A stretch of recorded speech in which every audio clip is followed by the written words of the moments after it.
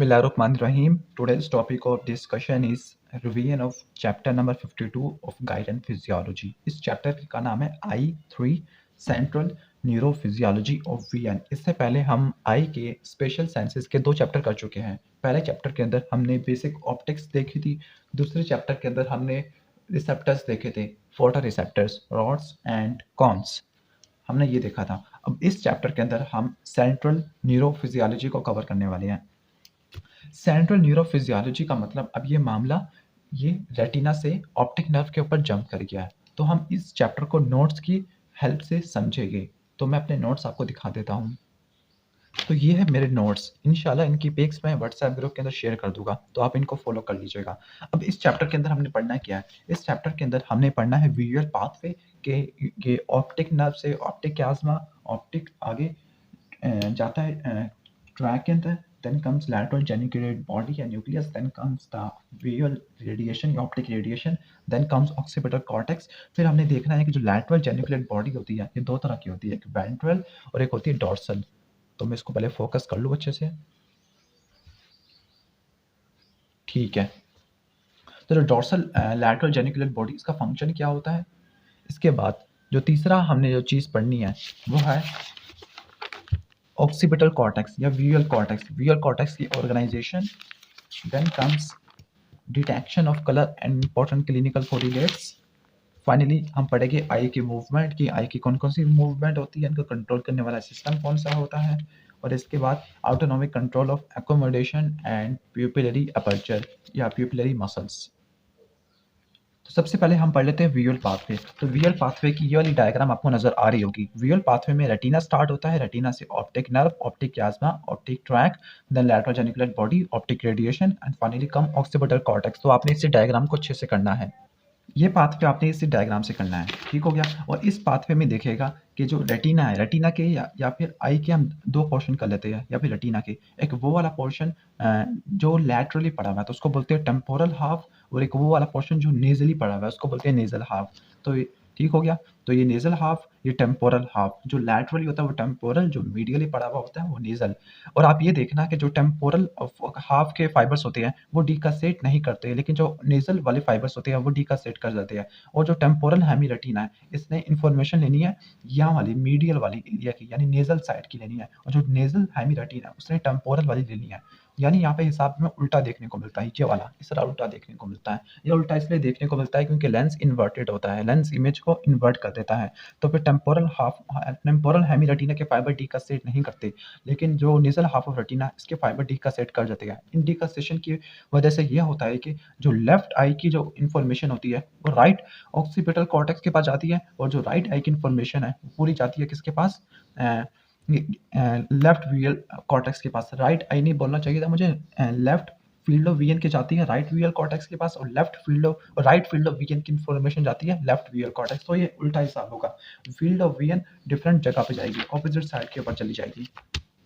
तो ये था नॉर्मल पाथवे। लेकिन कुछ जगहों के ऊपर या कुछ विजुअल फाइबर्स जो ऑप्टिक ट्रैक से पास कर रहे होते हैं तो वो बजाय लैटरल जेनिकुलेट बॉडी पे खत्म होने के वो कहीं और चले जाती है। उनका फंक्शन भी क्या क्या होगा, मतलब ऑप्टिक ट्रैक के आगे पाथवे आगे डाइवर्ज हो जाते हैं। जैसे ऑप्टिक ट्रैक से आगे फाइबर डाइवर्ज हो जाती है, कुछ फाइबर जाएंगे किसके पास?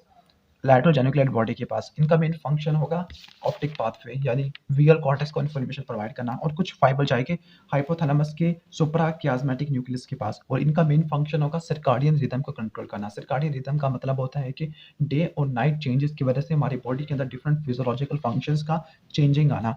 इसके बाद कुछ फाइबर जाएंगे प्रीटेक्टल न्यूक्लियस के पास, और हम पढ़ेंगे ये जो फाइबर प्रीटेक्टल न्यूक्लियस के पास जाते हैं ये प्यूपिलरी लाइट रिफ्लेक्स को कंट्रोल करते हैं, और इसके साथ साथ कोई अगर जो होती है हमारी फिक्सेशन मूवमेंट उसको कंट्रोल करते हैं। तो यहाँ पे लिखा होगा फिक्सेशन मूवमेंट और प्यूपिलरी लाइट रिफ्लेक्स।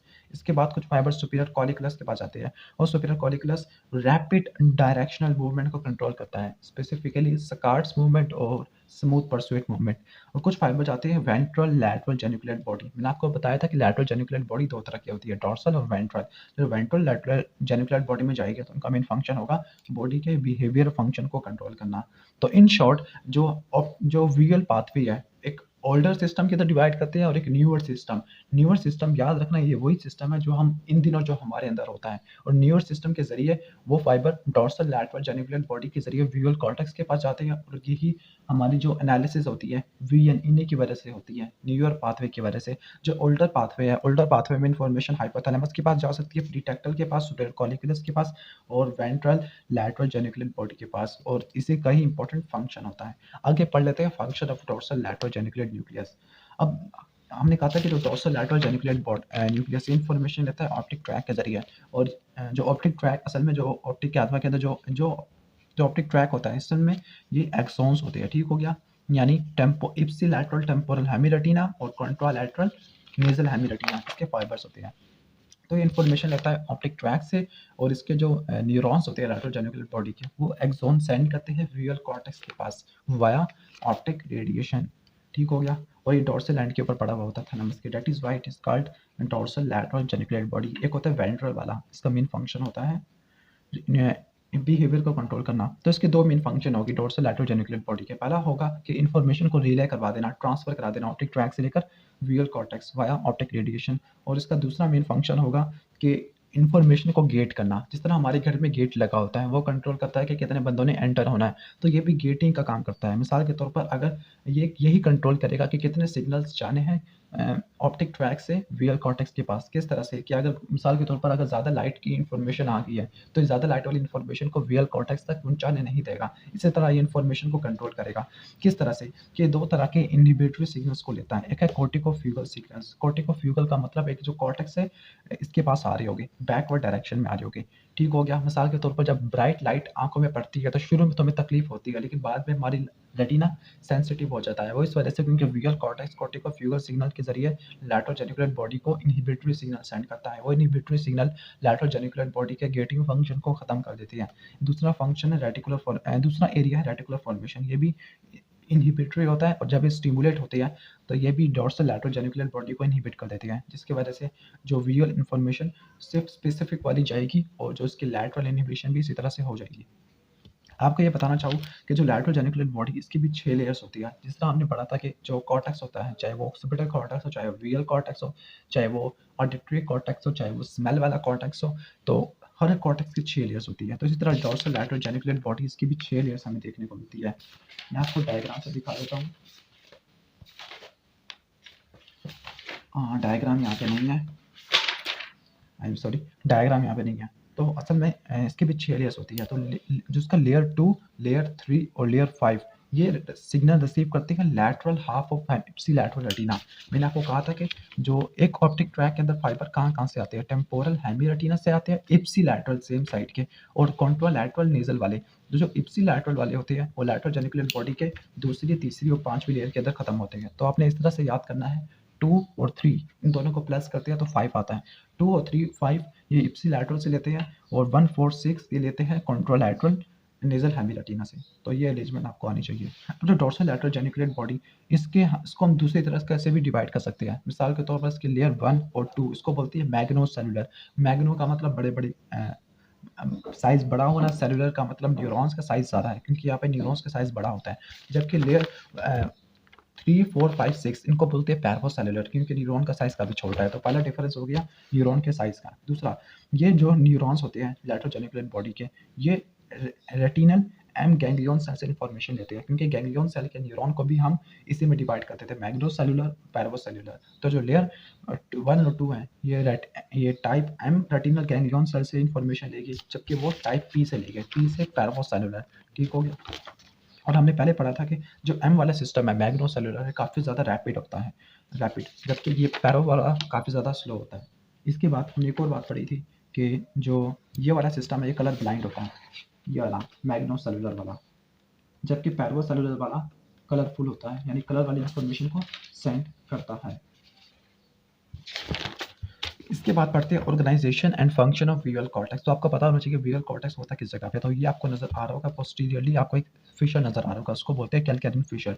कैलकैरिन फिशर के दो बैंक या दो लिप्स कह सकते हैं, सुपीरियर लिप एक इंफीरियर लिप, इसी के ऊपर पड़ा होता है visual cortex, specifically primary visual cortex. और ये पूरा ऑक्सीपिटल पोल है। तो ये ऑक्सीपिटल पोल से एक्सटेंड करता हुआ मीडियल एस्पेक्ट तक जाता होता है। और यहाँ पे आप अरेंजमेंट को देख लेना, जो मैक्यूला वाला एरिया, जो सेंटर वाला एरिया, इसकी रिप्रेजेंटेशन सबसे पोस्टीरियरली होती है, सबसे ज़्यादा बड़ी इसी की होती है। फिर अगर 20 डिग्री, 60 डिग्री और 90 डिग्री, ये बिल्कुल ऐसे ही है कि आपको जो रेटिना है, रेटिना, तो रेटिना की आपको नज़र आ रहा होगा ये वाला। तो इसमें जो सेंटर वाला एरिया है जिसको बोलते हैं मैक्यूला, तो उसकी रिप्रेजेंटेशन सबसे पीछे और सबसे बड़ी होती है। जबकि 10 से लेकर 20 तक ये वाला एरिया, इसकी रिप्रेजेंटेशन थोड़ा सा आगे होती है। इसके बाद हम जैसे जैसे हम पेरिफेरी में जा रहे हैं तो उसकी रिप्रेजेंटेशन ऑक्सीपिटल कॉर्टेक्स में और एंटीरियरली होती जा रही है। तो इन शॉर्ट जो आपका सेंट्रल रेटिना है उसकी रिप्रेजेंटेशन होती है पोस्टीरियर ऑक्सीपिटल कॉर्टेक्स, और इसके जो पेरिफेरल रेटिना है इसकी रिप्रेजेंटेशन होती है एंटीरियर विजुअल कॉर्टेक्स। ठीक हो गया। इसके साथ आपको पता होगा कि प्राइमरी का फंक्शन क्या है। तो प्राइमरी का मेन फंक्शन है कि सिग्नल्स रिसीव करना ऑप्टिक रेडिएशन के जरिए, कहाँ से, लैटरल जेनिकुलर बॉडी से, और आगे विजन की सेंसेशन प्रोड्यूस करवाना। एक और कॉर्टेक्स भी होता है जिसको बोलते हैं सोमैटोसेंसरी कॉर्टेक्स या विजुअल एसोसिएशन एरिया, जो इससे थोड़ा सा लैटरल, एंटीरियर और थोड़ा सा इसको इंफीरियर पड़ा हुआ होता है। तो आपको लैटरल नजर आ रहा होगा, थोड़ा सुपीरियर, थोड़ा सा इंटीरियर पड़ा होगा, मतलब जो उसको सारा सराउंड कर रहा है। तो उसको बोलते हैं सेकेंडरी विजुअल एरिया। जो प्राइमरी विजुअल एरिया इसका ब्रॉड बैंड है एरिया 17, और जो सेकेंडरी विजुअल एरिया इसको बोलते हैं ब्रॉड बैंड एरिया 18। तो आपने इनके ब्रॉड बैंड एरिया को भी याद रखना है। जो प्राइमरी विजुअल एरिया का मेन फंक्शन होगा कॉन्शियस परसेप्शन ऑफ विजन। जो सेकेंडरी विजुअल एरिया होगा इसको मजीद दो में डिवाइड कर देते हैं। कुछ इंफॉर्मेशन जाएगी, यानी एक सेकेंडरी विजुअल एरिया को हम दो में डिवाइड करते हैं। एक वो एरिया जिसको बोलते हैं posterior mid temporal area and broad occipital parietal cortex. इसका मेन फंक्शन होगा 3D पोजीशन, ग्रॉस फॉर्म्स और मोशन ऑफ ऑब्जेक्ट। देखना प्राइमरी का तो मेन फंक्शन है बस विजन करवा देना। जो सेकेंडरी होगा वो प्राइमरी की हेल्प करवाएगा, और वो किसकी एनालिसिस करवाएगा, 3D पोजीशन की, हमारी स्पेस के अंदर 3D पोजीशन क्या है, ग्रॉस फॉर्म क्या है कि इसकी शेप क्या है ग्रॉस फॉर्म, और मोशन क्या है, किस तरह से हल्की मूव कर रही है या फिर तेज मूव कर रही है। तो जो एनालिसिस होती है 3D पोजीशन, ग्रॉस फॉर्म और मोशन ऑफ ऑब्जेक्ट, इस सेकेंडरी विजुअल एरिया का वो एरिया जो पोस्टीरियर मिड टेम्पोरल एरिया और ब्रॉड ऑक्सीपिटल पैराइटल कॉर्टेक्स यहाँ पे पड़ा हुआ है। और आपने ये जरूर रट्टा मारना है इनके फंक्शन दोबारा से, 3D पोजीशन, ग्रॉस फॉर्म और मोशन, क्योंकि ये एग्जाम में आ चुके हैं, पिछले साल आ चुके हैं प्रॉफ में, तो इस इंशाल्लाह इस बार भी आएंगे। दूसरा जो एरिया होता है सेकेंडरी विजुअल एरिया का, वो पड़ा हुआ होता है inferior ventral mid area of occipital and temporal cortex. ऊपर था पोस्टीरियर मिड टेम्पोरल कॉर्टेक्स, यहाँ पर इंफीरियर वेंट्रल और मीडियल। तो आपने इसको IVM से याद रखना है, या IMV से भी याद रख सकते हैं, इंफीरियर मेसेंट्रिक वेन। तो IMV portion of occipital and temporal cortex, इसका मेन फंक्शन होगा विजुअल डिटेल्स के, उसकी डिटेल क्या थी असल में, वो कितना शार्प था, उसकी बॉर्डर क्या थी, उसकी लेंथ क्या थी, उसका एंगल क्या था और उसका कलर क्या था। ये सेकेंडरी विजुअल कॉर्टेक्स का मेन फंक्शन होता है। तो आपको मैंने फंक्शन बता दिया। अब है प्राइमरी विजुअल कॉर्टेक्स की 6 लेयर्स होती है, चाहे वो जिस तरह का भी कॉर्टेक्स हो उसके 6 लेयर्स भी देखने को मिलती है, चाहे वो विजुअल कॉर्टेक्स हो, चाहे वो हियरिंग कॉर्टेक्स हो, चाहे वो ऑडिटरी कॉर्टेक्स हो। तो ये फोकस क्यों नहीं हो पा रहा, हो गया। तो यहाँ पे आपको 6 लेयर्स नजर आ रही है, और हमने कहा था कि जो तमाम जो इनकमिंग इन्फॉर्मेशन होती है थैलेमस की वो आती है लेयर 4 के जरिए। तो आपको यहाँ पर 6 लेयर्स नजर आ रही होगी। उन्होंने लेयर 4 को मजीद 4 में डिवाइड कर दिया, A B C अल्फा और C बीटा। जो रेटिनल एंड गैंग्लियन सेल, उन्होंने लैटरल जेनिकुलर बॉडी के मैग्नोसेलुलर न्यूरॉन को इन्फॉर्मेशन दी, और मैग्नोसेलुलर न्यूरॉन इन्फॉर्मेशन दी C अल्फा को, जबकि पैरवोसेलुलर न्यूरॉन इन्फॉर्मेशन दी A और C बीटा को। तो आपने ये जरूर रट्टा मारना, ये MCQ में आ सकता है। इसी तरह जो लेयर 1 2 3 और 5 6, यहाँ पे कलर ब्लॉब्स देखने को मिलती है, मतलब यहाँ पे वर्टिकल कॉलम ऑफ न्यूरॉन्स देखने को मिलती है। White is called colour blobs, क्योंकि ये मेन एरियाज होते हैं जिन्होंने कलर की सेंसेशन को सेंस करना है। इसके बाद हम देख लेते हैं न्यूरोनल पैटर्न। तो आपने ये वाली जो चीज़ है ये पॉकेट गाइडन के अंदर अच्छे से लिखी हुई है, तो मैं आपको दिखा देता हूँ पॉकेट गाइडन। चले हम इस चीज़ को नेक्स्ट वीडियो के अंदर कवर कर लेंगे, तो आप उसको देख लीजिएगा। Thanks for watching this video. अल्लाह हाफिज़।